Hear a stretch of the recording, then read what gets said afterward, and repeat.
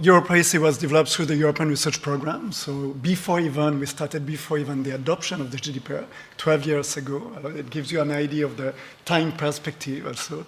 And it has evolved together with the GDPR and together with CDPB, because when you have a new regulation, such as the GDPR, you need also to enable authorities from 30 countries to come together, to converge and to agree on common interpretation of the regulation, common interpretation of the implementation requirement for the regulation. So the scheme has been, the criteria of the scheme have been approved already 2 years ago by EDPB, about October 2022. So as European Data Protection Seal, to serve as a European Data Protection Seal. But once you have criteria approved, you need to have also the accreditation procedure under Article 43. So we started another round with the European accreditation. So we work with European accreditation, this time not only 30, but about 46 national accreditation authorities to agree on the model, the mechanism for the accreditability of the scheme. And that has led in March this year to an approval, an endorsement by European accreditation of the accreditability procedure for Europrivacy. And since then, we have already one certification body which has completed its Article 43 and has delivered the first certificate. So we just delivered the first formal certificate, European Data Protection Seal, a few weeks ago in Venice on the last day.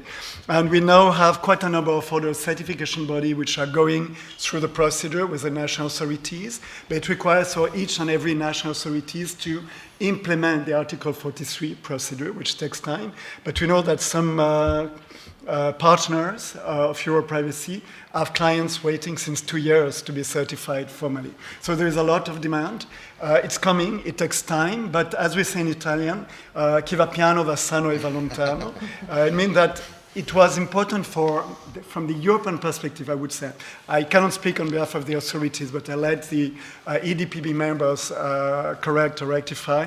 But I think there was a learning process for all the parties to understand what does it entail to have a certification, how to make it right, because it's really about building trust. And that's very important.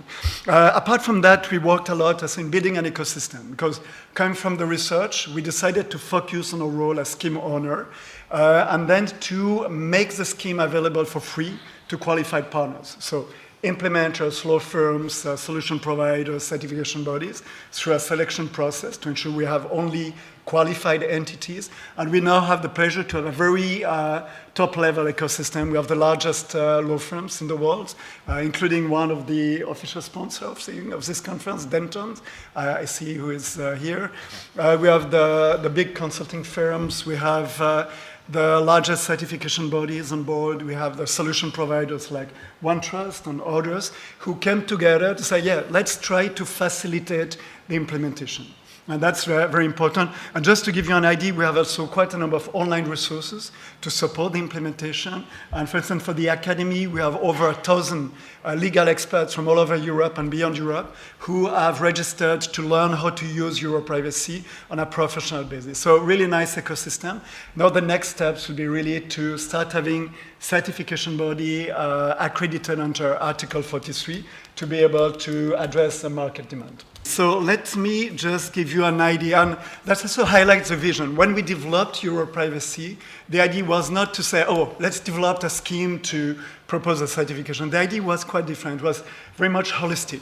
It was, how can we support implementation of the GDPR? How can we help companies which have not necessarily the best experts in GDPR on data protection regulation? If you have a small SME, how can we help them comply with the regulation?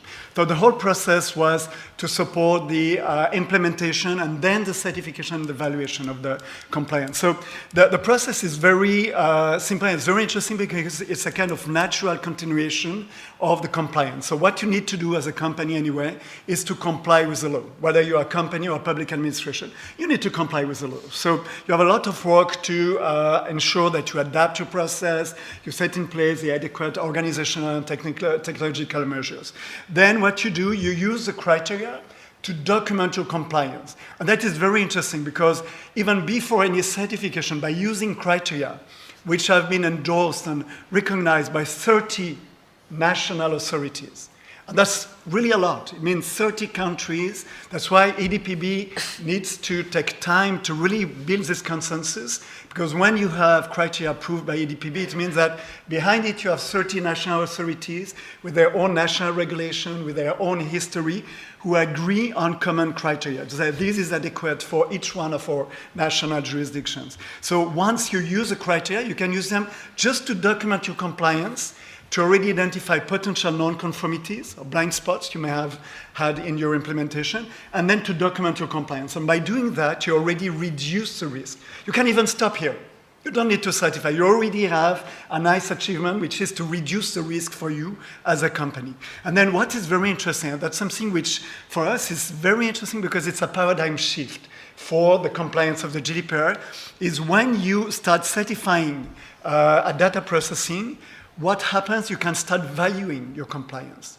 And that's not a marketing term. It's really the possibility for a DPO who is fighting to get some resources to do his work, because his work is perceived as a cost by the board of the company. Usually the board will say, we need to give you something because it's mandatory, but we'll give you the minimum because the money we give you is a cost. It's money we throw away. It will not generate revenue for the company. As soon as you can start certifying the compliance, you change the paradigm, because then the DPO on the compliance becomes a source of value creation, not only for the society, which is the purpose of the GDPR, but also for the company. So it changes completely the dynamic. And that was one of the ideas, to see how to make the GDPR compliance more attractive, more enjoyable, something that any company would like to do it, not as an obligation, but as an opportunity.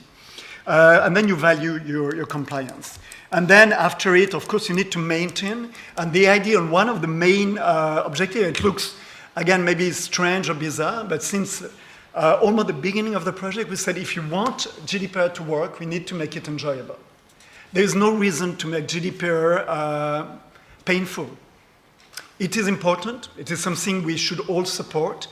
Companies have their own interests, but there is no reason to make it painful for them. So let's make it right and enjoyable. So we worked a lot on the process to make it as efficient as possible. And what is very interesting, and that's something which is also something to realize, and I think we will realize it more and more in the years to come, that if you look in terms of effort for the company, the most effort, the largest effort is for the compliance. It's before starting the certification journey.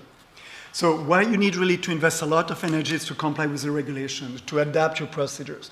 Once you've done it, you still have some work to do to go through the certification, but what is really nice at the next step, the documentation, you already reduce the risk. So you have already a return on what you will invest for the certification.